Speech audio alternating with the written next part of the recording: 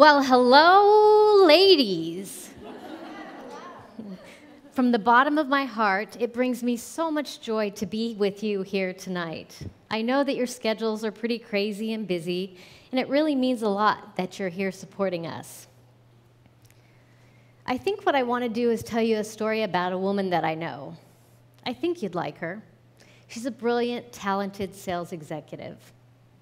She started her career at an early age of just 17 by working in an attorney's office. And by the time she was 18, she had earned academic scholarship and had begun which led to her success in her career. She's held various positions, key managerial positions, and she continues to be a top contributor in her industry. She seems to have a very happy life. She met the man of her dreams about 12 years ago, got married, and settled down. She participates in a lot of community activities, and like a lot of you, keeps her days busy with many kinds of activities, whether she's working, or whether she's participating with the community, or whether she's just spending time with her family. She really appears to have it all: a happy family life and a successful career. But on the inside, there's a very different story going on. With her career success, it meant she was on the road much more. She was away from friends and family and support, and over time, she grew very anxious. And over time, she became very, very lonely and isolated. She longed for a sense of peace. Every day, she kept thinking it was going to get better and better. But the only thing that gave her comfort was her nightly glass of wine, which eventually turned into a bottle and a half a night. She was overstressed, overexhausted, overdrinking, borderline clinically depressed, and had extremely high blood pressure.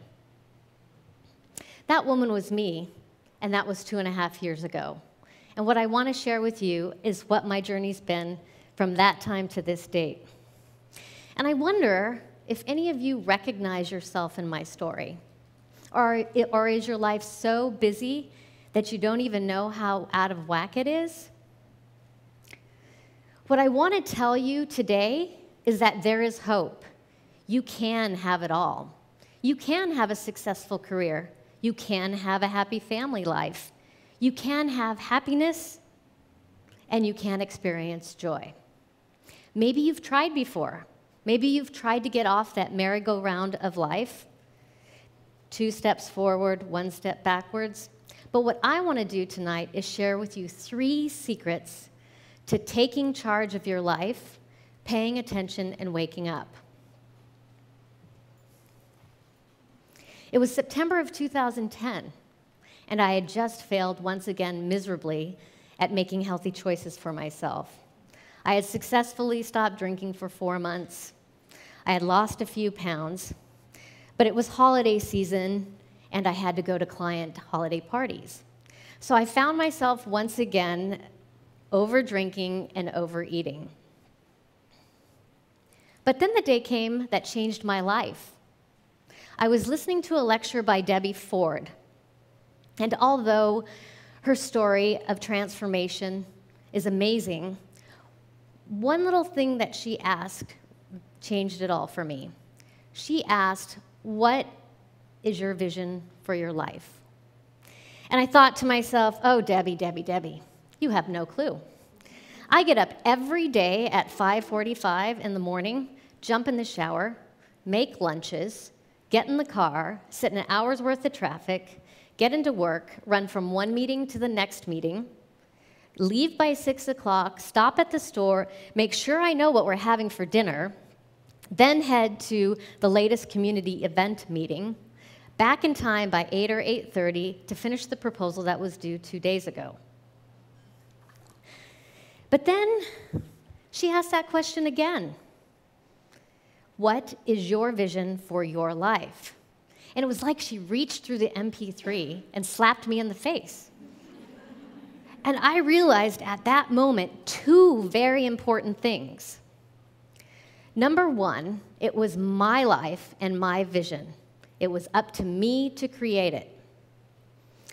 And the second thing that I realized is that I had everything inside myself to do it. Now, as transformations go, you know how it is. You have some successes, you have some setbacks. And what I want to do is share with you some things that I learned, so hopefully I'll shortcut you from going through my experience so that you can have it all, a happy life, a joyful life. So when I came to the conclusion that I needed to change my life and that the only way out of this darkness was to just take responsibility, I realized one thing. I needed to own it. I needed to take responsibility for my life, where I was right then and there. The choices that I had made, those were mine. I couldn't blame my boss for giving me too much work. I couldn't blame my daughter's soccer coach because the schedule didn't fit mine. I could stop making excuses that I couldn't start a diet or eat healthy because holiday season was coming or we're in the middle of summer and there's so many great ice cream variations at this point. It's interesting, when you take responsibility for your life and you own it, you create awareness. And in that awareness, you interrupt the pattern. And it's only when you can take complete responsibility for your life that you can move forward. So the very first thing and the very first secret I want you to remember is that you need to own it. The second thing you need to do is you need to shift it. Your thoughts directly impact your life. If you focus your energy and your thoughts in a positive way, you're more likely to generate a good outcome. Your most important act of self-care is caring for your thoughts. And the easiest way to start that process is to create a morning routine. I have a client who I was started working with about 6 months ago. She's a regional vice president of human resources, and she came to me wanting to create an exercise program and maybe lose some weight. And as we started talking, her name is Melissa, by the way, Melissa was telling me that she was on the road 80% of the time. She was exhausted, she was over-drinking, she was anxious, and she was working too much. So instead of focusing on a weight management plan and an exercise program, the very first thing we did was create a daily routine for her. She made the decision to get up 15 minutes earlier than she normally did. She found herself a space, whether she was in a hotel room or at home, where she could actually spend a little time getting ready for her day. The very first thing she did when she got comfortable was do some breathing exercises. So her first step was breathing exercises to get herself centered. Her second step was she created a gratitude practice. She wrote down at least 10 items of what she was grateful for, and then she reviewed those items out loud and was just really feeling gratitude in the moment. The next thing we did was we created some mantras for her, some things that were really applicable to where she was in her life. I think my favorite one that she created was, I make healthy choices for myself. And it was really interesting. 2 weeks later, I was checking in with her to see kind of how things were going and where she was. And she told me that she hadn't picked up a glass of wine or had a drink in over 2 weeks.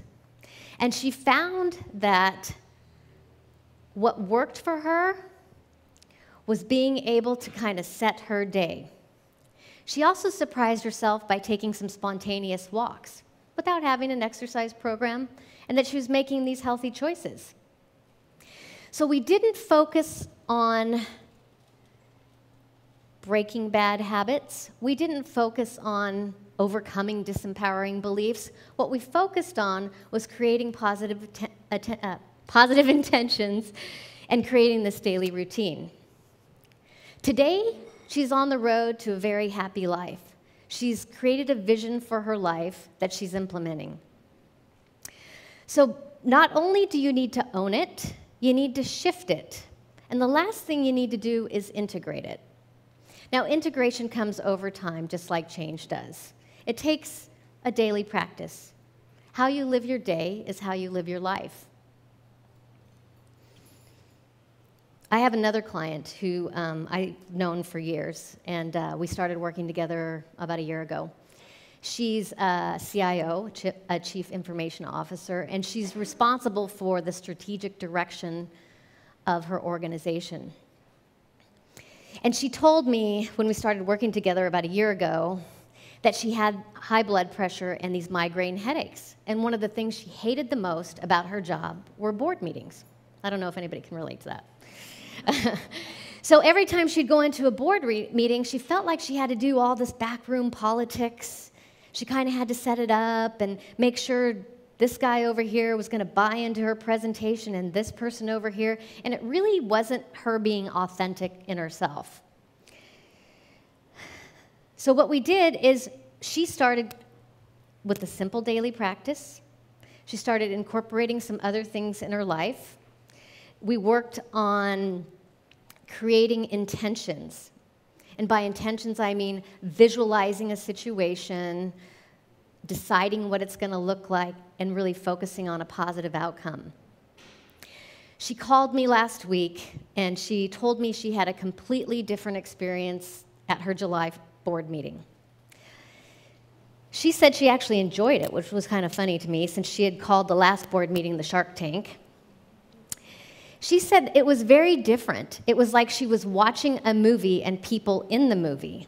And she went that morning before her board meeting, she kind of visualized exactly what she wanted to have happen, and she found that her heart was open. So she was very open to everyone's ideas. They collaborated beautifully together, and she said that she really enjoyed it. So again, integration takes time. She's worked on this. She started with a daily practice.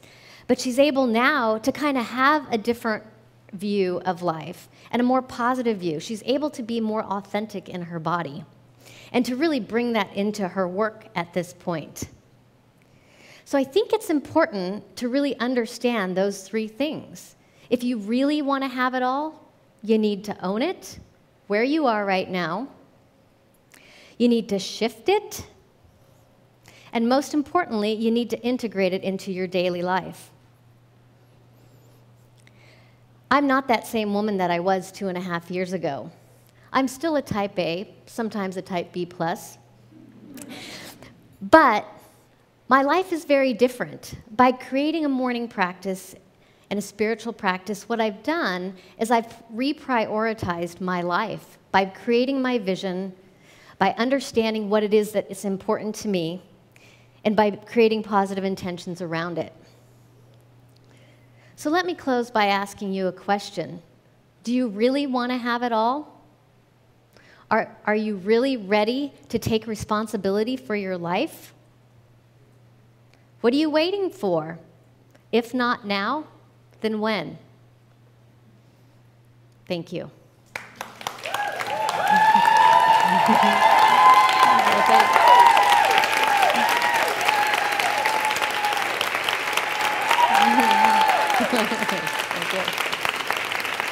Thank you.